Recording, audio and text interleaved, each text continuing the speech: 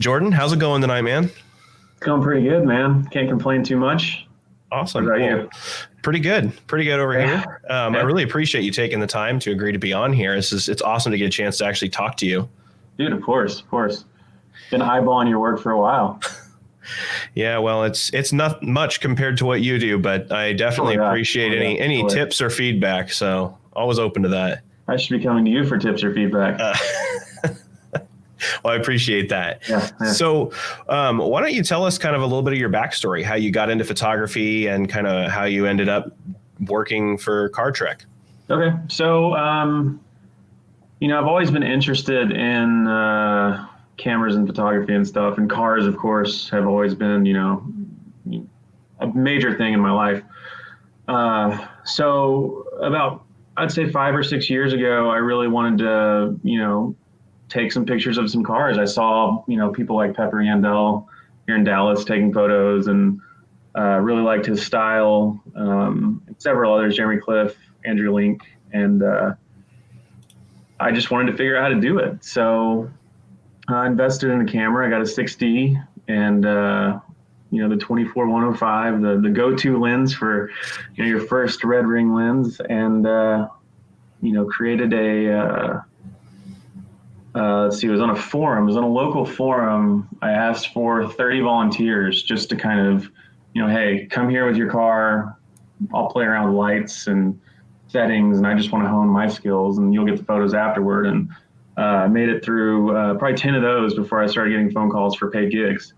So it kind of moved quickly. And then,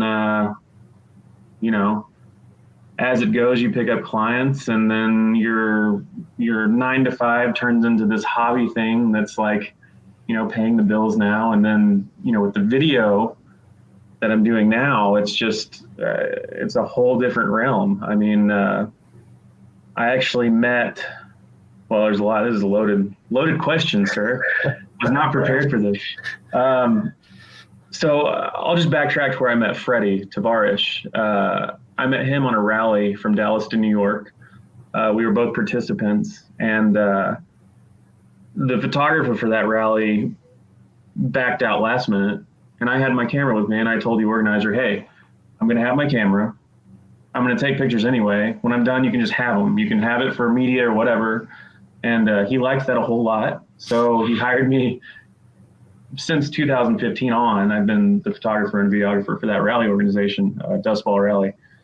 And Freddie's been on several of them since then. And we've kind of kept an open relationship. And when he had the idea, I guess it was in the winter of last year, maybe it was before that, but when he started to get serious about it, he called and asked, hey, would you want to be a part of this? Would you want to film this? And of course, you don't say no to an opportunity like that.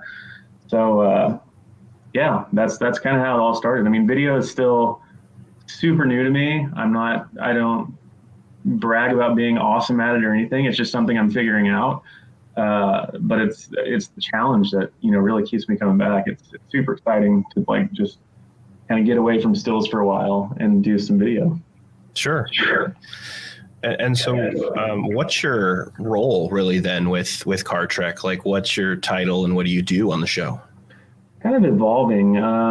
The first series, Freddie just called and he was, hey, come do this thing for us, assemble a team. So I reached out to a great friend of mine now, Brent Baxter from Side B Productions here in Dallas. Never worked with him before, but I knew just seeing his work, I could call him and he could come on board, and there wouldn't be any babysitting. He would just kind of do his thing, and it'd be a good team just without any research, because we didn't have a lot of time to kind of put together this team. So called Brent, and then I called another friend of mine, Fraser Spowert from eGarage, and he actually helped out on the first series with he's got a camera rig on a truck and a big black arm and a red camera and stuff. So yeah, it was us three that did the first kind of series. So if you can imagine all of the things you need to do to make a production, from editing to lighting to, Digitech stuff to dumping footage to charging batteries. Like, it was basically on 3 people. And as far as my role, it was just kind of a mix into that, because we went into it not really knowing what to expect. And then I think probably in the first 30 minutes of filming, we realized, oh crap, this is a big deal. So all of us, cast and crew, realized that this is kind of a monster. So as far as role, I mean, jack of all trades on the first series, at least for all of us, not just me. And actually, I'll mention, Jared Pink, Wrench Every Day. He actually has never done any sort of production work, and he served as a great audio person on the first round. So we strapped him down with all of our recorders, and he was our audio monitor for the first series, which was super helpful. Yeah, I hear that's a big complaint a lot of times with like YouTube videos in particular, is the audio quality. Like if the audio is bad, it doesn't matter how good it looks. People they just check out. Yeah, basically. And actually on the first series, it's funny where this picture is that you have set up on your screen now. We actually didn't get audio for that whole day. Like, that was like a 15-hour day. We filmed 2 episodes at this racetrack, and we were all very frustrated because the actual racetrack next to this drag strip was live. So every time the cars came around, we would have to pause and like reset up and like redo dialogue. It was terrible. It was terrible. But then we get done with the whole day, and something happened to the audio. We lost all the audio for the day. So we had to kind of make things work. And I don't know if you'll maybe notice that in the series, but the audio for that day is definitely subpar. And that's crazy, because I never would have noticed that. I feel like there was a moment towards the end of that day where Ed says something, and I kind of wondered, it seemed kind of faint, but I never would have imagined that episode in particular. Like I never had a clue that you guys had the audio issues with that. Whole day. We had microphones on the cameras themselves, but I mean, that can only do so much. I mean, generally we would run a lav on each guy, and each guy would have their own Zoom recorder. But, something happened. I guess since there was no audio guy really, and we were kind of all in, frantic make this work mode, that it's one of the things that kind of fell by the wayside. Sure. Well, so let's talk a little bit about the equipment that you guys use for this. Sure. I mean, I can kind of get a little bit of information here just by looking at this picture. I see you got a handheld stabilizer. It looks like a Canon. Is that your 6D? Or have you No, that's a 5D4. Okay. So for the first series, we just kind of brought what we had. We didn't really rent any gear. I've been shooting on an EOS R for a while now, so I use that. Brent brought a C300 Mark II 5D4, several GoPros. Fraser, who we affectionately called Laser for the entire trip. I hope we didn't get too mad at that, but Laser's so much cooler than Fraser. He brought a Red, like I said, with a whole black arm setup. So it was just kind of a mix of cameras, which Brent's done stuff like this, and of course Fraser has, but since I'm so new to the video stuff, I've never had to manage, matching footage from all of these different cameras, which, even on a still front, like if you're matching stills, it's tough. Mm-hmm. In videos, it's a whole different, ball game. So a lot of the footage looks like garbage in series 1. It's just not, it is what it is. We had some issues with some banding in some of the C300 footage, which, we had to work around. We weren't really, we were prepared for a production. We were not prepared for, all the hurdles that go along with this type of like run and gun kind of planning on the spot production that we were, hired to do. We pulled it off, but there was a lot of note taking on that trip to help out for series 2.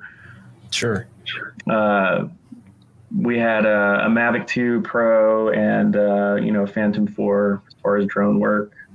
I guess that's something I did. I did all the drone work on the series, in the second series that's about to come out. Yeah, and how that differed from the second series, I guess, since we just got done filming that, is we filmed the whole series on EOS Rs. Everybody had an EOS R that was built out with Atomos Ninja. We were all running 10-bit ProRes. Several GoPros. Brought the Mavic. So the main scenes were all filmed with EOS Rs, and everything matches beautifully, which is great for OCD reasons. So when you talk about like matching footage and that, did you actually do the production then on the back end of this? So it was originally planned that I did, and the guys told me to make them out to be as horrible monsters as I could on this podcast. So the original agreement was a week to edit all of this and turn it around, which, I was already barking at. Like the second the plane, hit the ground in Florida, I was calling Freddie like, dude, a week's not going to work. I can't do a week. He's like, well, how about 2 weeks? Like, well, yeah, we'll see. We'll see about that. And no, that didn't happen either. So I started to kind of build the bones of the episodes, and then Freddie would come back in and kind of refine and tweak and mess with the pacing. And so it's kind of a joint project between myself and Freddie as far as editing. And then on the second series, we brought in an actual editor and editor/producer/sound guy. Amazing kind of crew on the second series, but that'll go a long way in making it look more like a production. Sure. And is it going to be another Auto Tempest sponsored show? It will be. Yeah, it will be. It will be a lot more fun. I mean, everybody kind of found their groove on this second series, and I'm just super anxious to get some of the footage out there. It's a lot more enjoyable to watch, much more enjoyable to make too. So when is that supposed to start? I think we're aiming for the end of September for the release. Yeah. All right. Very cool. So kind of thinking back to like Top Gear, the Grand Tour and that, and I know there's a lot of shots from at least the first series here with the guys in their cars talking. It's a great narrative piece. Were they responsible for gathering that footage? Did you guys use multiple cameras? Were they just GoPros? They were just GoPros. We want to eventually get to a point to where we can use actual in-car setups and rigs. But the amount of time and planning and like custom built out rigs to mount in the cars, we haven't had yet. So I think at some point that's the plan. But in this first series, we just did single GoPros in the cars, which worked out fine. Until you had to cut parts out of their monologue and you didn't have a cut point. So for the second series, we added in a second angle, which makes things a lot easier. Yeah. Still just GoPros though. And are they using like the great vibration control and image stabilization? Yeah. We I think when GoPros, I guess it was a 7. When they came out with the 7, they were just exponentially better than the 4, 5s, and 6s before it, with the stabilization and even the audio. We ran labs in the cars on the presenters, but if something happened to the audio, the GoPro audio was more than fine for what we were doing. Yeah, 7s with the stabilization, and seems to work out well until it gets too dark outside and just a ball of noise on the screen. Right. And so, let's see here. Let's talk a little bit about like what your favorite moment was from when you guys were filming with the first one. Oh man, I actually wrote notes for this because I started thinking about it after you asked me, and I was like, there's just so many points on that trip where it was like, just great. I think the best moment of the first series was like being done with it, like being done with all of it, like not having to do any more. That was actually a good moment at Amelia Island. That was our crew shot right when we got done wrapping. We just got done filming the the last scene, I think everybody breathed a nice big sigh of relief there. um, I had known Freddie, but meeting all the guys, hanging out with him for a week, that was a great thing. I mean, I've worked with Fraser before, with some still stuff for eGarage, but never on a production like this. Super cool guy. I really wish we could have had him along for the series too, but our budgets just didn't quite align. I hope to get him back one day on a future season. But same with Brent. Never talked with him kind of before that trip, and we worked together all week and kind of hit it off. And we'll be friends we're lifelong friends at this point. Super good guy. Ed, Tyler. I think you know Tyler, don't you? A little. I mean, I've met him a few times. We've been at a couple events because we live in the same city. Right. So I don't know that I'd really say that I know him, but I've had an opportunity to get to know him a little bit better in the last month. So cool. Yeah, it's just a good group of dudes, man. It's the first series we kind of missed out on a lot of kind of hanging out because we were so busy, and each night we traveled to a different spot to film. So some nights, some people would be staying in hotels while the rest of us would be in like an Airbnb. It was just kind of split up. But I mean, all that changed on the second series where we just kind of had a home base where we came back to and had lunch and had dinner every night. And it really solidified the kind of the crew mentality, I guess you would say. But I guess back to favorite moments of that first series. The first day of filming, we were near Freddie's house filming in a swamp. It's kind of the opening shots of that first series. And Ed got there at least 2 hours before everybody else. I mean, he's like Mr. Punctual. He's deadlines, man. Ed Deadline Bolian, that's his name. And so we filmed all the B-roll of his Lambo, and we were just kind of hanging around. Well, Ed's like super into reptiles and stuff. So he's like, I bet there's snakes out here. So we filmed like a whole bit of him like chasing snakes and hunting snakes. And like, it was the funniest thing because he'd go out there and stand for 2 seconds and see like 10 snakes and tell us what kind of snakes they were. And like, I don't know how old they were. He knew them by name. And that was cool because that was the first time I met Ed, and it was when we were hunting snakes in the swamp in Florida. A lot of I hope that one day we can post like a bloopers reel because there's a lot of radio banter that's like we were all laughing to tears with some of the stuff that these guys said. I mean, there was a whole like 10-minute monologue where we're all just dead tired. Ed's car just broke down for real, not a staged breakdown, like it's overheating. And we were at a gas station and we're just talking about, what's better, Waffle House or Denny's? It has nothing to do with anything, but it's so funny. So funny. So the chemistry then with these guys is real. Like what you're actually seeing on screen, these guys really do connect with each other. Yeah, it is. And in my honest opinion, it seemed kind of forced on the first series, just because it's a new type of production that we were doing. But yes, they're all actual friends. And then on the second series, it's quite apparent. It's much more relaxed and much more natural and very clicky. And so, not to feel like a reporter here, like trying to get the scoop on this, no. but I'm curious to know, like, even though the second series isn't out yet, have they already talked about? Are they already in talks and planning for a third one? Oh yeah. There's going to be a third series for sure. We're actually not too far out from shooting that. That's awesome. Yeah. So is the plan like one a year or a couple a year? As many as possible at this point. I would expect several in 2021.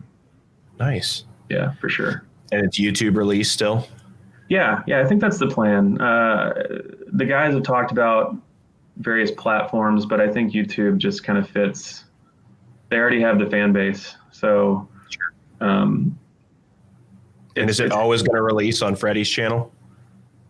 That I don't know. I don't know their formula for why that is. I think Freddie. Yeah, I was kind of curious. I didn't know if it was his idea, so that's where they chose to launch it, or if they were going to alternate each series they'd host. But that, then it becomes trying to track it down may not be as easy. So they may alternate. I mean, yeah, I don't know. If I said anything, it'd be guessing. So, okay. There may be blooper reels that go out on Tyler's channel, or there's so much extra footage that we get when we're out there. Sure. Yeah, it kind of feels like the automotive YouTube equivalent of Marvel at this point. You know, you got these crossovers, and then they come together for the Carvengers and create this series of shows. And, I know obviously a lot of people would relate this to, Top Gear and Grand Tour, kind of a similar format. It's hard not to. I mean, we all grew up watching that show. I mean, we all loved that show, and there's no replacing that show or the chemistry that those three guys bring together. I mean, is this similar? Yes, but we want to make it similar, but not a copy. We want to, acknowledge that they have set the bar way too high to ever achieve like similar. So we're going to, mimic in some areas, but we're going to go off in our own direction, I think. Sure. Well, and it's cool too, because like you said, they are friends. They knew each other beforehand. It's not like a network is trying to like force these three guys who have a similar passion into producing something, which is kind of what Top Gear has kind of fallen into. That's exactly what it is. Yeah. You can't fake that. You can't fake that. One of the other camera operators on Series 2, I remember we were at dinner one night and we were wishing that we had our cameras at every single dinner. Because when those three guys just start bantering back and forth, it is the funniest thing you'll ever hear. Like, they say some of the just craziest stuff, and you're just like, what did you just say? And then like they all just start riffing off each other, and it's great. And so you told me kind of an off the wall fact that maybe everybody doesn't know about Ed with the whole reptile thing. Mm-hmm. So do you have something like that for the other two with Freddie and Tyler as well? Kind of a fun, weird quirk about them. That's hard. That's tough. I mean, not really. They're kind of normal dudes. I mean, not that Ed's not normal for liking reptiles, but he does have a snake and walk it. And that's kind of strange to me, but it's not really strange. A snake and a what now? He walks. He takes it out in the grass and like walks it. Oh, he really does. I'll send you a picture of it. I'm not joking. Yeah, I mean, at that point, it's kind of hard to find something maybe a little different. The other two. Some people like dogs and some people like snakes. That's what I chalk that up to. I can't imagine how I would react to seeing that. I thought it was weird the first time I saw somebody walking their cat on a leash. So a snake is just a whole other level. It's actually cool. I mean, I don't think there's anything wrong with it. It's just I've never seen that. I would love to. If I saw someone walking a cat, I might have more judgment towards that than someone walking a snake. That's really very strange. I think so. Walking a cat, very strange. That's not like he walked. So I know that because we're getting like totally sidetracked here. I know one of the things that you also had talked to me about beforehand with a moment that really one of your favorite moments from filming was you had talked about getting a chance to meet Andrew Link. Oh, yeah.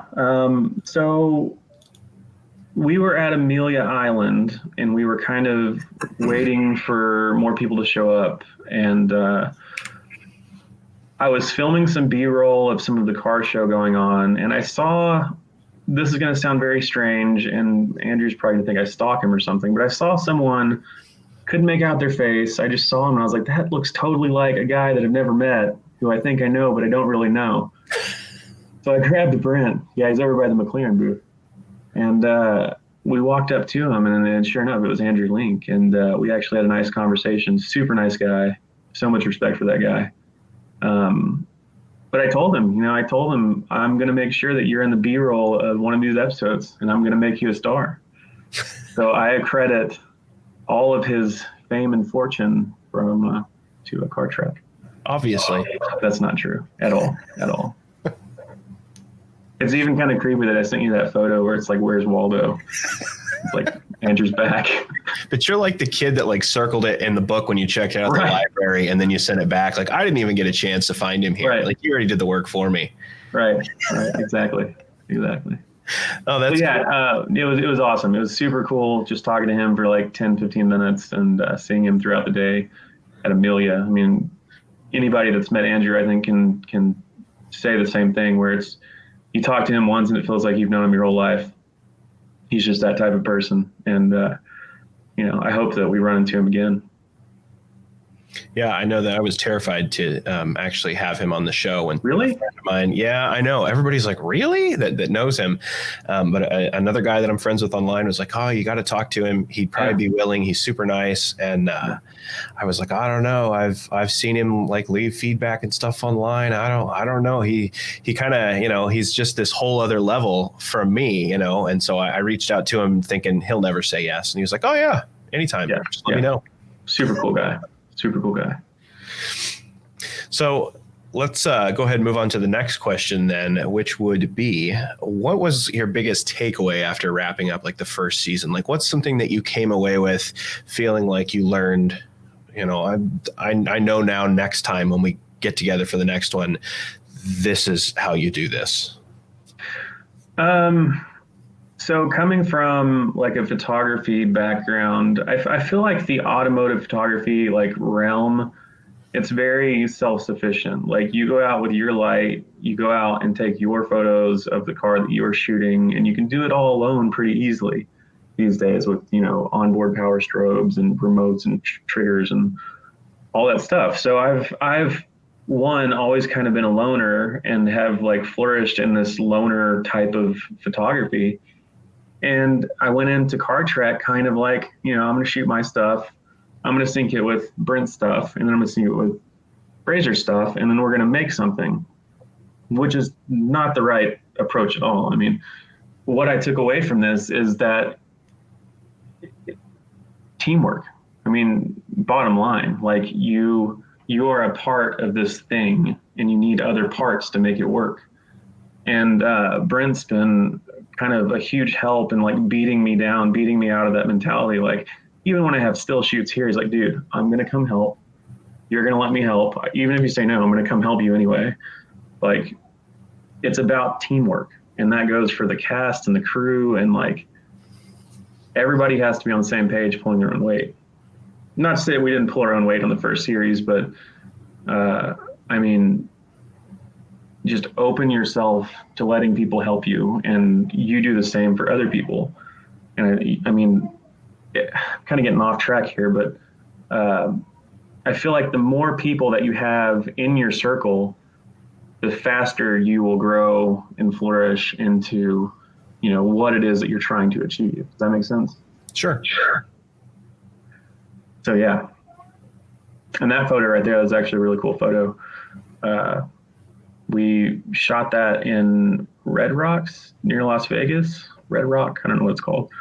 But that's our final crew shot. We just got done filming the last scene there, and man, did it feel good. But not because we were done, but because we were also excited to do it again.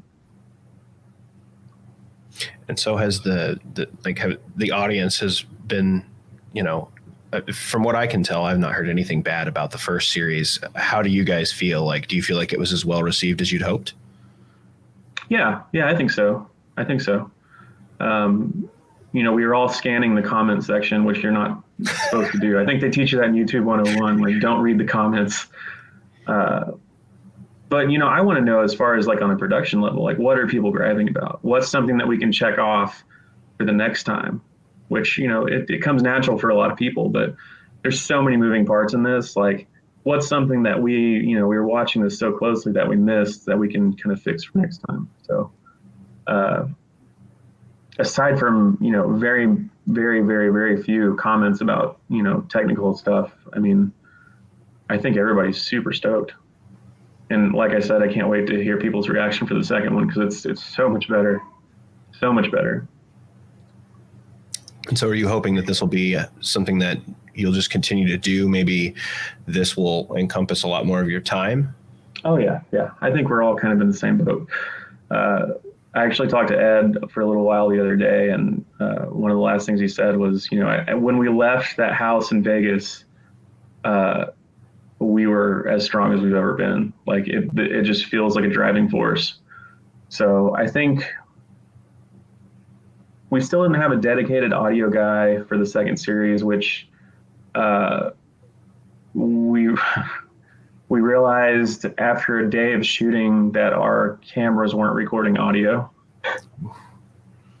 Not much unlike the first series, but we built in an extra day to go back and get any pickup shots we needed, so we were able to fix it pretty seamlessly. But it's had we had an audio guide, I don't think that would have happened. And it's just a lot of work, because each of the guys are wearing their own lav, and they're doing in-car monologues. They each have their own recorder, and it's just, if you're filming and making sure that GoPros are running and audio recorders are running, it's just a lot of work. There's a lot of things that are easy to forget. Excuse me. Sure. Yeah, that's a lot of collection at the end of every day. Yeah, that's the least fun part of the day. I think if I had to pick like the worst part of the day, it's when like you get done shooting for 14 hours and you get home, you're like, oh, I still have 2 hours of work. Gotta dump all this footage and then back it all up. And yeah, luckily we had there in the middle in the gray shirt. His name's Thomas Durant. Super cool guy. He's worked on several bigger Discovery shows, and he did all that for us this time. He's actually the editor on this one, kind of stepped in as a producer as well, which, he's natural at it. But I think that helped out the overall feel of the series. And so are you kind of the official photographer for everything, like documenting? We didn't do a whole lot of BTS stuff this last time, and that's probably, my fault for not switching the camera over and taking some stills. But yeah, I think for Series 3, I'm going to do a lot more BTS type stuff, as well as camera operate and fly the drone around, trying not to crash it. And it's cool to hear that you're the one that handled the drone work for this, because really some of those shots are some of my favorite, cool. Towards the end of the first series with them going across a bridge and the recap. I love those shots. And thanks, man. I've done a little bit, like I have a drone. I've done a little bit of drone work, but nothing on this level. So I can appreciate those fine movements. It's exactly like working with a camera. I mean, you don't want that jolt in footage, you want that kind of fine pan. And if you have to speed it up, to be able to do that gradually without it being too noticeable. I mean, from what I saw, it was masterful. I mean, it was fantastic. Thanks. I'd really like to take that further. Get rid of the toy drones and get something that can have a payload, or or an Inspire 2, or just something better than what I've got, so I can kind of get further down that road. I enjoy flying the drone quite a bit. I enjoy crashing it too. I've gone through lots of them, but I've noticed that if you fly it expecting to kind of crash, and you wouldn't do this obviously with a $10,000 drone, but if you have a good warranty and you fly it, not really caring about crashing, you get some really cool stuff. It's true. Yeah. What is the saying? Fortune favors the bold. Yeah. So right before that shot at Red Rocks, there's an observation outlook kind of halfway through the park. It's a big loop. I don't know if you've ever been there in Vegas, but it's a big loop, and there's kind of observation points on either side of the park. And it's about 5 or 6 miles. I flew the drone because the road kind of weaves back and forth all the way back to the interstate. And I turned off all the sensors and all the nannies and stuff and flew it, the entire way across the park, which was like 24,000 feet. And it worked. I landed in that parking lot. You what? The signal stayed the whole time? Like you had video feed the whole time? Most of the way, yeah. We were tailing the cars like maybe a mile behind them driving. But I was kind of up where they were, kind of shooting in and out of the cars and stuff, and had about 2 minutes of battery left. Following it then. We were pacing, yeah, okay. But it was, I had no idea where it was. It was just gone, which I'm told you're not supposed to do that, but we did that. That's what I hear, but that happened. That happened. Sometimes they get away from you, so. Yes, they do. Yes, they do. That one of the panning shots from the first series that you were talking about, it was raining actually during those shots, and it lost signal. And like I flew like so close to this sign, and signal dropped out, and I just thought I hit it. And I was like, okay, we got to go back and get it. Like, it's gone. I destroyed it. So we drive over there, and then Jared calls us, and he's like, hey man, your drone like came back and is trying to land in this parking lot. So I don't know what happened there. It's pretty funny though. The footage is hilarious of all that.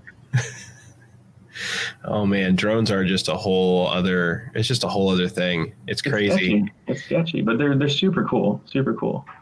I remember the first time I tried to fly mine, I couldn't bring myself to actually look down at the screen. I wanted to stare at the drone to make sure I didn't hit anything. And it's like, it's got a camera in front of it. Like if you look at the screen, you can see you're not going to hit anything. Right. And I'm like, I live in Kansas. We have nothing to hit. Like once you're over 4 feet up, you're not going to hit a cow. You're good. Yeah. And so I'm still like, I'm staring at it. Like I couldn't bring myself to look down at the screen for the first flight. And so, but then I did. And so then my next flight, like I flew super narrow through these trees because I thought, oh, this is going to be super cool as those trees go right by the camera. And it turned out amazing. It's just like that step from, terrified to, like you said, if it's going to crash, it's going to crash. Yeah. DJI has pretty good warranty on those Mavics. I mean, you can basically kill 2 of them, no questions asked, and they'll replace it. So, we'll keep this moving. What tips would you have for somebody who, might be interested in shooting a series? I mean, I know that this isn't technically a television show, but it's put together like one. It might as well. Yeah. I mean, the second series is it could go on TV. The second series for sure. I mean, you could stick it on any network and it would look fine. Pick your crew wisely. I mean, don't go into it doing too much because you'll forget something. You'll overstep something. Plan. Make sure that the cast plans. I think with our time constraints, we plan as much as we can, but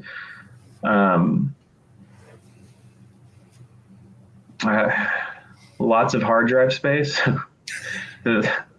Don't ever cut. I mean, don't make lots of cuts. Just keep rolling on the cameras. A lot easier to sync at that point. And like you said earlier, make sure your audio is good. If your audio is garbage, then no one's going to watch what you're doing anyway. So make sure you have solid audio. And it's probably just been a huge asset to be all on the same camera or at least the same brand. Oh, yeah. Definitely all the same camera. Yeah. Same brand for sure if you can't do all the same camera, but just using all of the same cameras on this past one. I mean, that's a huge step that you just, took out of the process. Okay. And then one of the things that I really liked and I had a question about was the appraisal part of the first series. Okay. I really enjoyed this for a couple reasons. I'll turn the audio off so we can actually talk about it. One of the things that I loved about this, I don't know if this was intentional, but you guys film this and they're standing on the rotating floor. It was very intentional. And actually that camera angle where I'm looking at the back of the salesman, you'll see it jiggle because I'm laughing. It's so awkward. It's just so awkward. It's so awkward. And I love how it's addressed at the end. Like when he's talking about he's dizzy and it's like, oh, well, the floor's spinning. So yeah. I didn't know if that was an intentional filming choice to make it this awkward situation. It was intentional, but it was, several takes. I mean, we were all laughing quite a bit. And so whose idea was that to do this? I'm not really sure. I don't remember. I wouldn't. Was it one of them though? Probably yeah, one of them for sure. Yeah, it was just too good. It's too good. And I love that the shot where he has to cut. Like you see his feet, he kind of has to keep pacing with them as they're rotating around. It's little things like that. Like, it's not this over the top thing, but seeing him have to keep adjusting and working his way across the floor. It's just so funny. It's good. That was a good scene. So yeah, that was one of my favorite moments from the first series. I really like that. It felt like it fit so well with the kind of quirkiness and the characteristics of them. So I was curious if that was done intentionally. I figured it probably was, but I thought, we'll ask. Yeah. That dealership was so cool. I mean, we ran into that guy again at Amelia. I don't remember his name, but they were very. We had to schedule that shoot kind of last minute. The dealership that we thought we were going to film at didn't want us to film there anymore when we showed up. And McLaren right down the street was just like, sure, man, come on, let's do it. Stay here as long as you want. So it was McLaren Palm Beach. All right. So another one of these moments here that kind of stuck out to me was when you guys were at the drag strip. And maybe you can guess why this stuck out to me. It's not this scene right here, but then as he works his way up here, and now you had to readjust, right? Yeah. Yep. And see, I never would have known that was you, having not met you yet, until I saw the Instagram photo of you standing at the end of the track. And I was like, wait, that's him. That's fantastic. Him. And so was it cool to actually be in there yourself? And maybe you're in there more than just this. I don't know. This one was just an easier takeaway because of the location, the outfit that day, and having seen that picture. Yeah, it's kind of cool. I mean, I won't lie. It's kind of cool. But all of us kind of like that aspect where, that's kind of from Top Gear, where you'd see some of the crew in the shots. I mean, it's obvious that there are people there holding cameras. So nobody gave a crap or anything? No. That kind of stuff doesn't bother us at all. Okay. Yeah. And then I did have a question about this scene, and let's see here. When they were driving, they end up at a club. Let me find that footage. And apparently they're not supposed to be there. Oh, yeah. Yeah, that was right after McLaren Palm Beach. Tyler thought it would be funny to go to Mar-a-Lago, which you're not supposed to do because that's where President Trump, I guess, lives or some points of the year. Or that's his club. So, there's cops out front, security guards out front, and I'm actually in Laser's truck right there passing them as they're turning in because I was like, there's no way that we're going to drive through those gates with this giant camera rig on the back of the truck. Like, I'm just going to pass them. And, I don't think they knew that they were going to drive in there. And then the security guard waved them in, I guess, because of the cars they were in. And it was immediately figured out that you're not supposed to do that. They got in a little bit of trouble. That was so funny, though. It was so funny. Yeah, I mean, it didn't seem like the guy. I couldn't quite understand the guy that Tyler talks to in that. It didn't seem like he was upset, but Tyler's reaction suggested otherwise. Yeah, he was mad. They were not pleased with us. And I wondered because I thought you guys must have not gone in there as well because it's just the three of them that you see. They're obviously filming it themselves, so I figured you guys are probably like, nope, not going to come in there. I was driving the camera truck and we just passed it. I was like, you're going to get your stuff, apprehended. So I'm just going to keep driving. We'll catch up with them later. Because it's obvious you're not supposed to drive in there. That was probably one of the funniest parts of the series for me. I mean, we laughed about that at dinner that night for, seemed like hours. And then you sent me this one. This short clip. So what's happening here? Are we just getting ready to film the intro? Yeah, that's actually the first take of the intro, and they decided not to use it for some reason. No, we were location scouting for just like an epic looking spot for this opening monologue, and we found this road that just was destroyed and washed away, kind of forgotten about, and it was really perfect for what we wanted. And it was extremely windy, and we were trying to get them in a position where the wind didn't pick up quite so much. And they started doing that for some reason. And luckily I had my cell phone. Yeah, you guys are definitely going to need to put together some B-roll, like blooper clips or something, and get it out there, because this stuff is. I know. I mean, just seeing this one clip, with how goofy these guys are, there's got to be some gold that you guys are sitting on. There is some absolute gold. Yeah. There was a Denny's sequence in the first series that we were rolling on. They didn't know that we were rolling on, and I won't go into detail in case they do spill it at some point, but we were all laughing to tears. I mean, I can picture Ed's face right now. He's just like crying because he's laughing so hard. It was so funny, just in the middle of Denny's. And as you'll see when you watch the second series, the house we stayed at was very very interesting, very original. I can't describe what that place looked like, but it was unlike any house I've ever seen before, and there was some funny stuff that happened there that will be on video for sure. Awesome. All right, so I've got to ask this question, and it's ridiculous, but I'm going to do it anyway because there's three of them, and there's three of the greats. So Clarkson, Hammond, May. Who is it?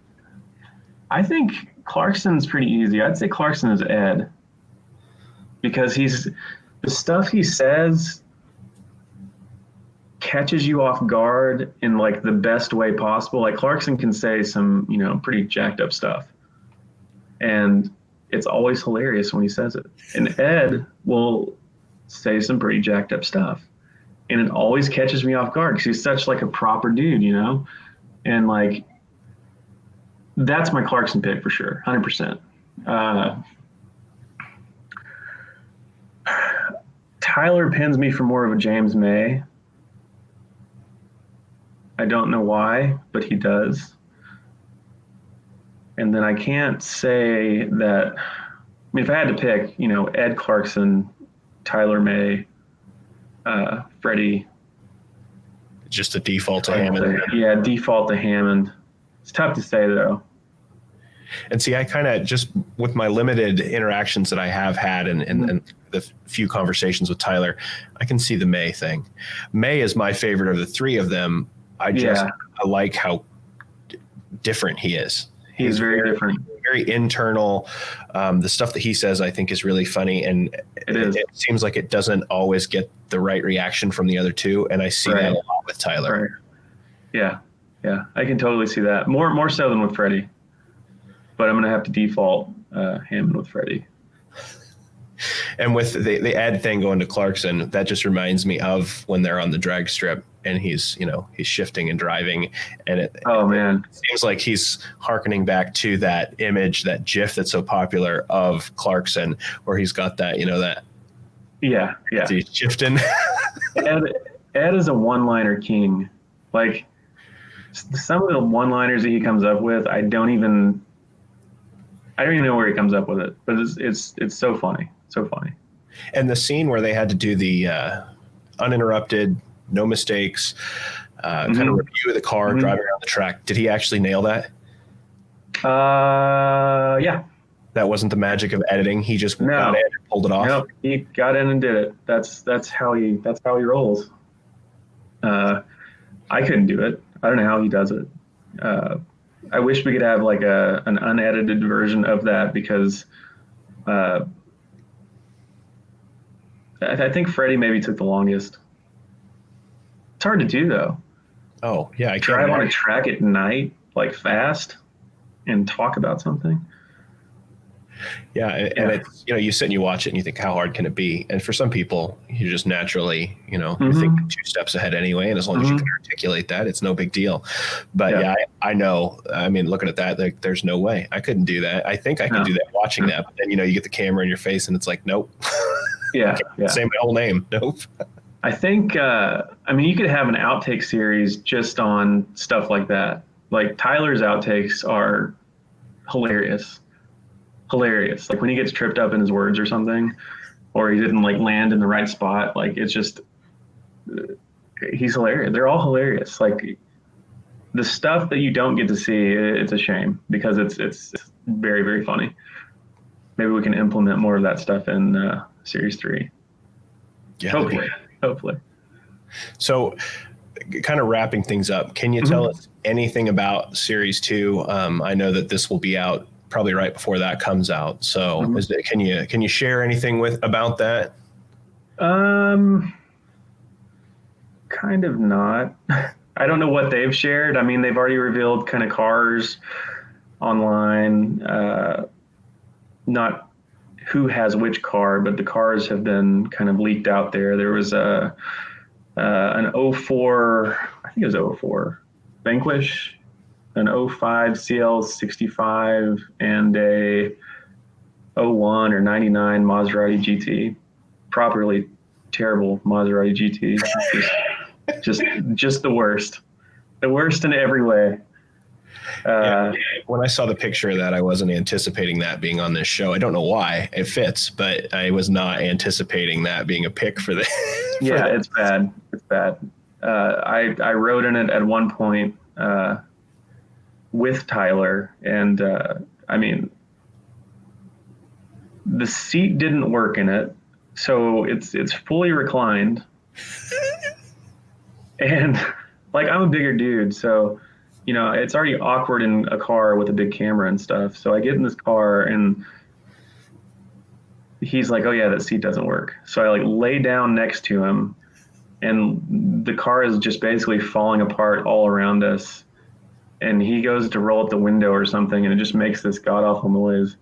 And we were both just like laughing to tears. Like I couldn't, the camera just starts like shaking all over the place. And like, we're going to have to cut because this is too much. Oh, yeah, there was issues with all three cars for sure. For sure. And I'm assuming, because I've seen some of the pictures that they've posted, some of the stuff that I think you put online as well. Like there's going to be traveling at least in this one as well, right? We had a home base, so we were in Vegas the whole time, but we didn't really do any like chintzy Vegas stuff, which is cool. I'm super glad we went there and like didn't really cruise the strip or go into casinos or like, you know, we kind of played around the outskirts, which was cool, but it's all kind of centered in Vegas. Okay, cool. Yeah. Well, I think that kind of hits on everything that I had. Did you have anything else you wanted to share about filming in general or your experience working with CarTrek? You know, any other advice, anything you want to share? I think we covered it pretty well. I mean, just like the biggest takeaway, just teamwork, just embrace teamwork and embrace other people's advice and opinions and, you know, don't lose your cool. There were several points where actually at the drag strip where, you know, I lost my cool. Actually, I lost my cool with Tyler, and then someone else lost their cool with someone else. And it kind of screwed up the whole day. Like it kills moods. And I'm not typically one to do that, but you know, when you're running on no sleep and there's that much work and it's 5 o'clock and you have another episode to film and it's like a bunch of excuses, but just don't do it. Just keep your cool, keep, you know, have fun with it. Have as much fun as you can. You're doing something really cool. You're filming cool cars with cool people with a good crew. Like, embrace it. If that makes sense. Sure. Yeah. And so, since we've kind of focused this on CarTrek, do they have a website? I'm not sure if CarTrek has a standalone website or not. They have an Instagram. Can you remember what their handle is? I believe it's just CarTrek Official. Okay. All right. I just want to make sure I can share that with people who are interested in seeing of course. Any more stuff coming up. And then your stuff too. Like, what's your website so people can see more of your work? So my personal website is jordancolephotos.com. Instagram handles Jordan Cole Photos. That's where I'll keep. I don't update it too frequently, but some of the shoots I do here around Dallas and any video projects I might do for private clients and stuff. And then I run a website called Trust in the Machine, which is, I haven't really launched it yet, but it's working, and it's got some writings on it. I'm working with some writers from, there's one from Houston, one from Dallas, some good friends of mine. We have a podcast out now, but I hope to funnel more video projects, video stories and stuff through that in the coming months. Cool. Awesome.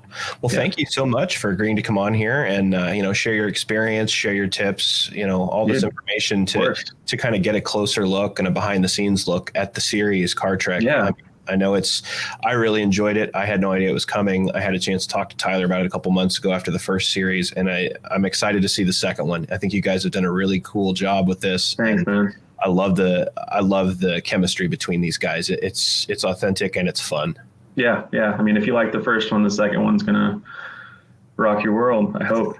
Fingers crossed. All right. Well, thank you everybody too for tuning in. We appreciate you guys checking it out. We will be back again soon with another guest. So until then, have a great night. We'll talk to you guys later. See ya.